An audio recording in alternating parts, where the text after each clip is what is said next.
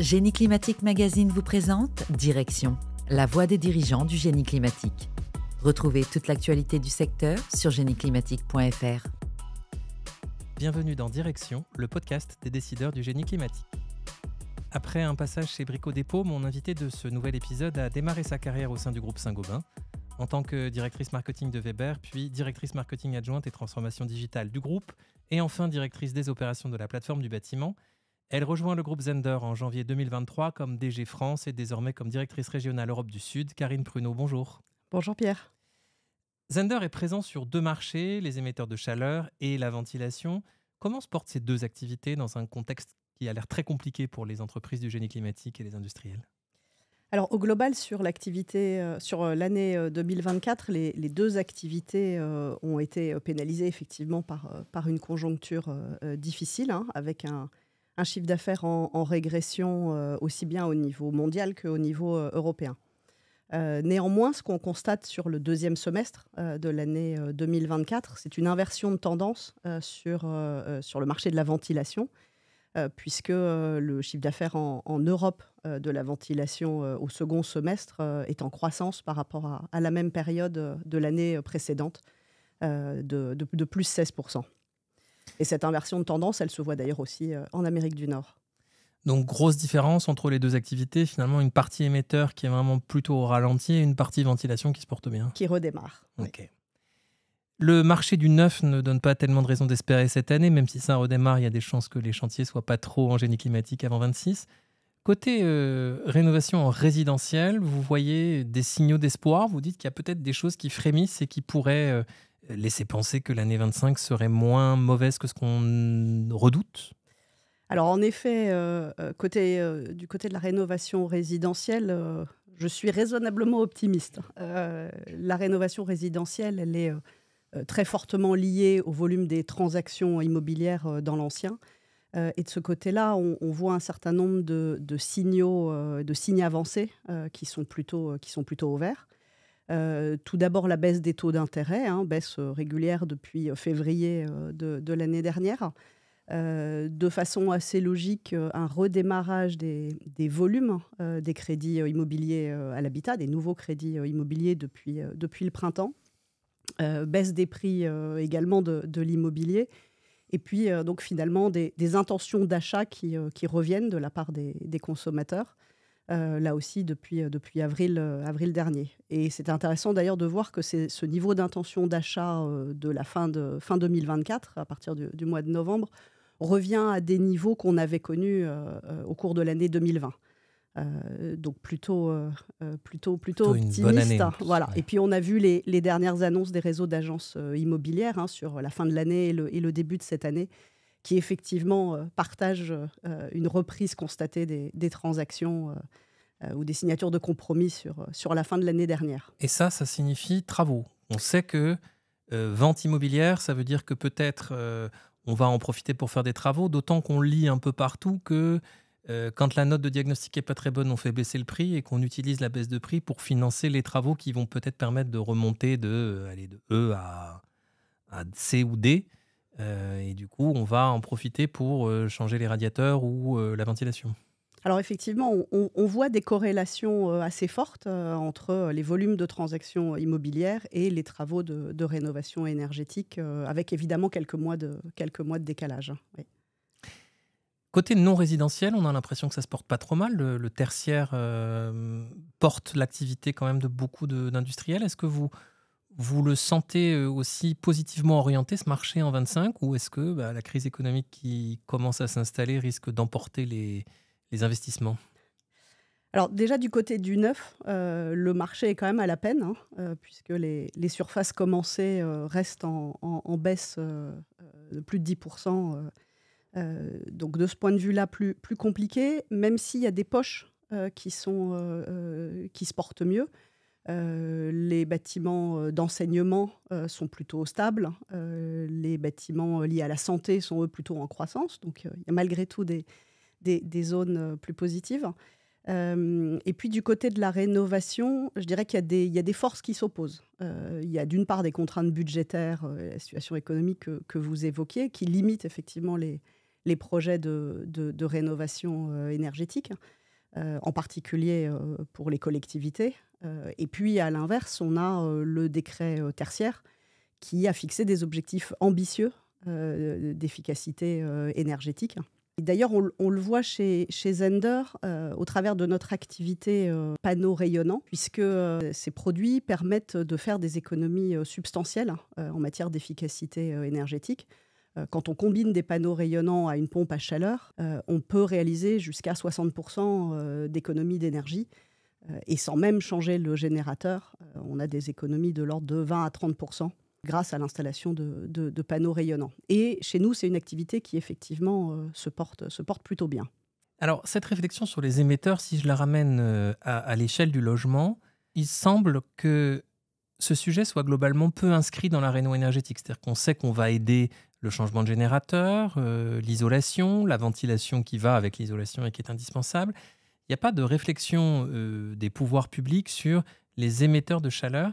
Est-ce qu'il n'y a pas un effort collectif de votre part industrielle à faire pour dire aux installateurs et aux particuliers que une réno énergétique d'un système de chauffage, ça peut être évidemment remplacer la chaudière fioul ou gaz par une pompe à chaleur ou par un système hybride, mais que s'intéresser aux radiateurs, ça peut aussi faire partie de la performance, notamment si on passe de vieux radiateurs haute température à des radiateurs peut-être qui nécessitent une puissance un peu moindre et que du coup, on peut dimensionner un peu moins la pompe à chaleur. Tout ça, ça fait partie d'une réflexion d'économie et de confort qui est peut-être pas suffisamment prise en compte. Ah oui, vous avez tout à fait raison. Alors, je suis contente de vous l'entendre dire. Effectivement, on a beaucoup parlé de pompes à chaleur, mais quand on installe une pompe à chaleur basse température, il faut aussi s'intéresser aux émetteurs, choisir l'émetteur, le bon dimensionnement, si on ne veut pas être déçu par son installation. Il faut aussi communiquer. Alors, c'est ce qu'on fait chez Zehnder et chez Akova sur ce sujet. Chaque année, on réalise des centaines de sessions de sensibilisation et de formation à destination des professionnels du bâtiment pour partager avec eux ces problématiques. Mais il faut sans doute le faire aussi, pas uniquement en tant que Zehnder, mais en tant que filière. Et d'ailleurs, l'ensemble des fabricants regroupés sous Uniclimat, avec d'ailleurs Latita, a lancé un site qui s'appelle radiateur-au-pluriel-o.com, qui a pour vocation effectivement de partager ces problématiques. Alors, il gagnerait sans doute à être beaucoup plus visible qu'il ne l'est aujourd'hui. Et c'est d'ailleurs au programme des travaux d'Uniclimat pour l'année 2025, d'enrichir le contenu et puis d'accélérer ou d'étendre la communication vis-à-vis de l'ensemble des parties prenantes de la filière.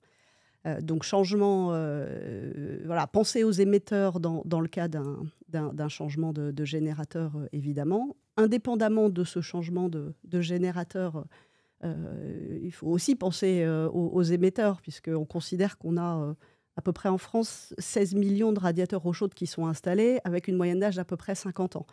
Alors, entre les années 70 et aujourd'hui, les radiateurs ont un peu changé. Alors, évidemment, en termes d'esthétique, mais pas seulement. Pour l'esthétique, c'est peut-être ce qui a le moins vieilli. Ouais. Certains sont tout à fait intemporels. Mais effectivement, aussi en termes de confort et d'efficacité. Et c'est au moins tout aussi vrai, si ce n'est plus, en ce qui concerne les radiateurs électriques, puisqu'entre un convecteur qu'on va surnommer grippin, et puis les dernières générations de radiateurs électriques à inertie programmables avec des fonctions intelligentes comme la détection de présence ou l'auto-apprentissage, évidemment, ça n'a rien à voir. On considère d'ailleurs que ces fonctions permettent de réaliser à peu près 15% d'économie d'énergie. Donc, c'est effectivement tout à fait substantiel. Côté ventilation, le marché, vous le disiez, se tient mieux que celui des émetteurs. Qu'est-ce qui fait qu'aujourd'hui, particuliers, maîtres d'ouvrage professionnels, un peu à tous les échelons, on a l'impression que la ventilation intéresse peut-être plus qu'il y a quelques années. Qu'est-ce qui porte cette activité ? Alors tout d'abord, ce que nous voyons chez Zehnder, c'est que cette activité, elle est très fortement portée et de plus en plus portée par la rénovation, à double titre. Tout d'abord parce qu'elle permet de réaliser des économies d'énergie et puis d'autre part pour des problématiques de qualité de l'air.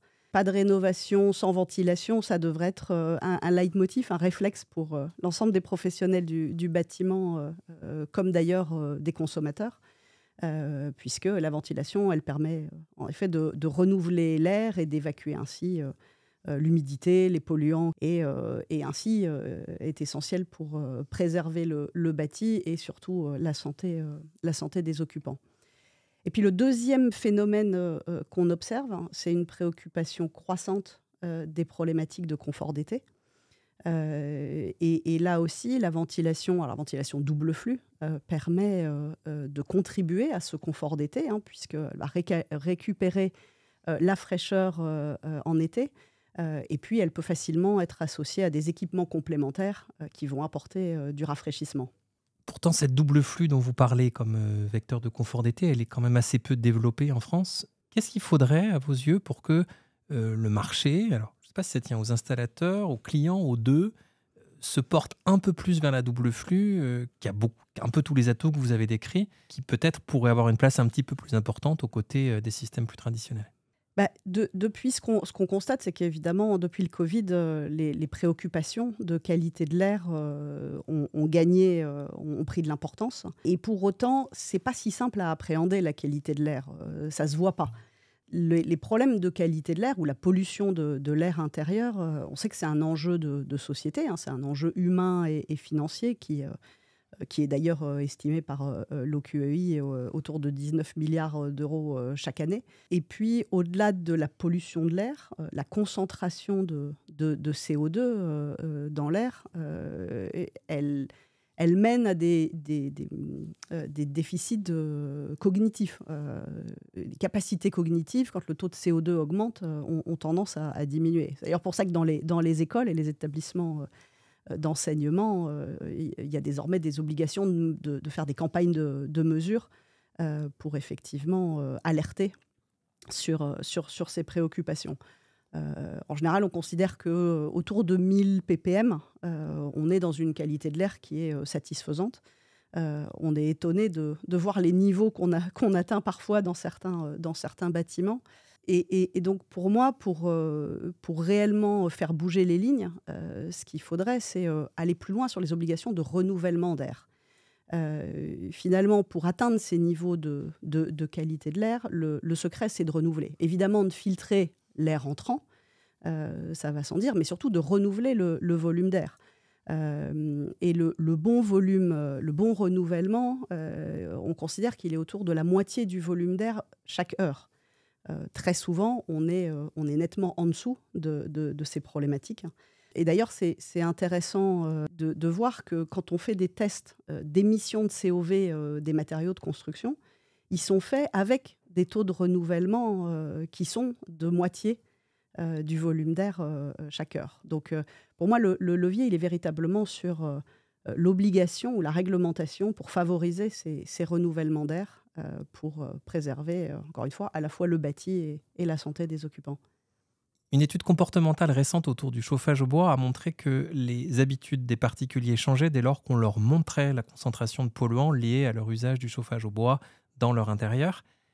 Est-ce que cette réflexion vous parle pour la ventilation ? Est-ce qu'un changement du mode de consommation de la ventilation et peut-être du coup un intérêt renforcé pour la double flux pourrait venir de ce qu'on afficherait davantage aux particuliers, aux usagers des bâtiments collectifs, les quelques valeurs clés de polluants dans l'air, parce qu'on n'en a aucune conscience, aucune idée? Est-ce que si on voyait les choses, on n'aurait pas plus tendance à se dire il faut peut-être quand même que je fasse quelque chose sur ma ventilation?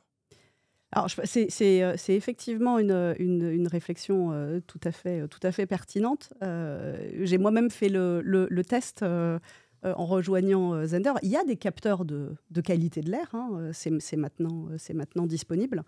On en a également un chez Zehnder. Et finalement, ça permet de suivre effectivement en temps réel sa qualité d'air intérieur et effectivement de prendre conscience des déficits éventuels qu'on a et donc de nourrir la réflexion pour des travaux de ventilation. Ou autres d'ailleurs, parce que ça passe aussi par les produits qu'on a autour de soi. Le mobilier émet des COV. Voilà. Donc il y a aussi des bons réflexes et des bonnes pratiques sur le plan individuel. en complément d'une bonne ventilation. Le groupe Zehnder a annoncé la fin de sa production de radiateurs en Suisse et le rapatriement de cette activité dans votre usine dans l'Aisne. Est-ce que la France devient une terre de délocalisation ? C'est ça qu'il faut comprendre dans cette décision La France peut devenir une terre de relocalisation, effectivement. Donc oui, le groupe a annoncé la fermeture du site de radiateurs eau chaude de Gränichen, avec la relocalisation de cette fabrication à Vaux-en-Digny. Alors, dans un contexte, évidemment, au niveau du marché européen, d'érosion du marché des radiateurs eau chaude, et donc d'optimisation des actifs industriels. Mais c'est aussi et surtout parce qu'on a les compétences et les savoir-faire industriels en France qu'on peut mener ces opérations et fabriquer à partir de Vaux-en-Digny une gamme large de radiateurs sur mesure pour servir l'ensemble des marchés européens. D'ailleurs, Akova, puisque le site de Vaux-en-Digny est le berceau de la marque Akova. Akova signifie à l'origine les ateliers de construction de Vaux-en-Digny. L'intelligence artificielle intéresse, elle se propage à grande vitesse. ChatGPT, version grand public, ça a quoi, de 2-3 ans. Et ça s'est largement inscrit dans pas mal d'habitudes de travail, d'études, etc.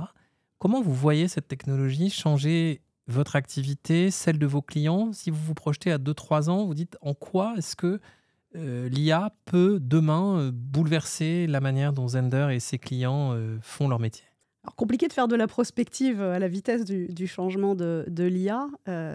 En tout cas, chez Zehnder, on a d'abord commencé par mettre en place un programme de sensibilisation ou d'accompagnement des collaborateurs pour leur permettre d'appréhender l'impact et le champ des possibles offerts par l'intelligence artificielle.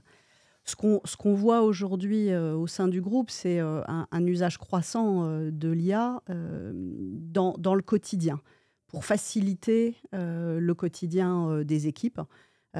Ça passe par des rédactions de comptes rendus, de réunions de façon quasi automatique, des traductions instantanées. Et dans un groupe international, c'est un véritable atout, notamment pour pouvoir partager surtout quand on ne parle pas le suisse-allemand.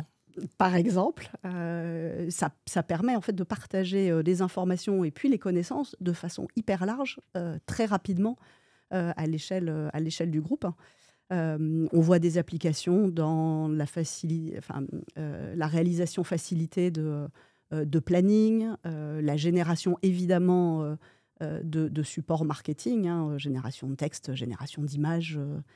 Donc tout un tas d'applications qui vont en fait faciliter le quotidien et faire gagner du temps aux collaborateurs. Au-delà de ça, on mène un certain nombre de projets pour aller plus loin, par exemple intégrer l'intelligence artificielle dans l'accompagnement qu'on peut faire de nos clients sur des problématiques techniques. Combiner la base de connaissances avec des chatbots, par exemple, ça peut permettre de toujours mieux accompagner les clients dans leurs sollicitations. Si je vous repose la même question dans 2 ans, vous aurez peut-être plein d'autres réponses sans doute, auxquelles on n'a pas encore pensé. Doute. Mais cela dit, ça pose quand même quelques défis, l'intelligence artificielle. Le premier, c'est la data. Puisque ça suppose de collecter des quantités d'informations très importantes, de les classer, de s'assurer de la qualité d'ailleurs de ces datas. Ça pose évidemment aussi des questions de confidentialité et de sécurisation, avec le bon choix entre IA public ou IA privé. Et puis ça pose aussi la question, ce qui est vrai d'ailleurs à titre personnel aussi, de la validité des résultats. Quand on fait des recherches ou quand on utilise une IA pour débroussailler un sujet, il faut quand même avoir un petit peu de regard critique sur les résultats qui vont être proposés par l'IA. Et puis à l'inverse, quand on développe des modèles, tests de robustesse qui s'imposent. Mais effectivement, quand on a ça en tête, je pense que le champ des possibles est énorme et on est encore qu'au début de l'histoire. Le monde du génie climatique est très masculin. Vous êtes d'ailleurs la première femme invitée de ce podcast qui en est à une dizaine d'épisodes. Au vu de votre expérience du secteur qui a quelques années, est-ce que vous inciteriez les femmes à rejoindre cet univers ? Oui, bien sûr. Quel que soit leur âge, leur niveau d'études, en début, en milieu, en fin de carrière ? Oui, tout à fait. Alors, on voit quand même de plus en plus de femmes à des postes de direction dans le secteur du bâtiment au sens large. Du bâtiment peut-être plus que du génie climatique. Alors exactement. On le voit beaucoup plus d'ailleurs dans le secteur des matériaux de construction. On le voit aussi beaucoup plus dans le secteur de la distribution spécialisée. Dans le secteur du génie climatique, encore assez peu. Et pourtant, je peux vous dire que c'est tout aussi passionnant que le secteur des matériaux de construction. Merci beaucoup, Karine Pruneau. Merci, Pierre. C'était Direction, le podcast proposé par Génie Climatique Magazine. Actualité réglementaire, chantier, innovation. Découvrez toute l'info du secteur en vous abonnant dès aujourd'hui sur génieclimatique.fr.